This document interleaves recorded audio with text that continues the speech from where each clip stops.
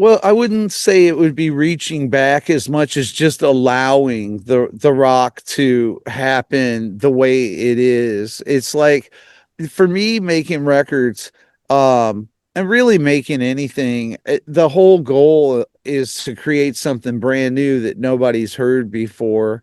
And in when you think about drums, bass, guitar and vocals, and the limitations involved with where things can go, um if you stylistically get into one place.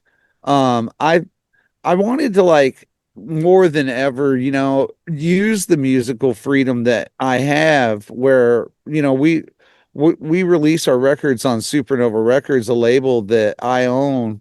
And I'm proud of the fact that, like, for instance, this album, I feel it's something that you don't really get anymore these days, because it harkens back to the creativity, freedom that, Hmm. say, bands like Pink Floyd had in the early 70s with, like, The Wall and Dark Side of the Moon and Wish You Were Here. Um, Records by King Crimson, like Lark's Tongue and Aspics and Red and stuff like that, where um the the artist is not, like, trying to make something to sell it. The idea is telling a story Hmm. and maybe making an audio movie about what's going on. And I never, in the whole time I've been doing this, have ever cared about fulfilling sales quotas or whatever else about anything. It's been more like about sharing the human experience with, like, the people who follow the band. And after COVID hit, and we got our catalog back and we're fully running up and running with Supernova Records, it made me think about music a lot, in the sense of, hey man, there's nobody telling you what to do.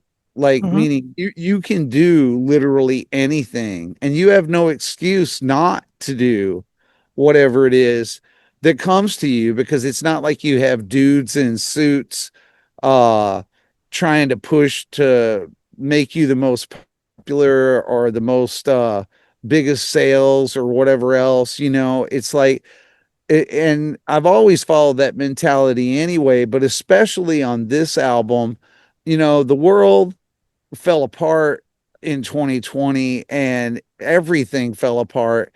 And at Sure. that point, I just kind of felt like, you know what, fuck it, man. You're fine. You're good. Just, just,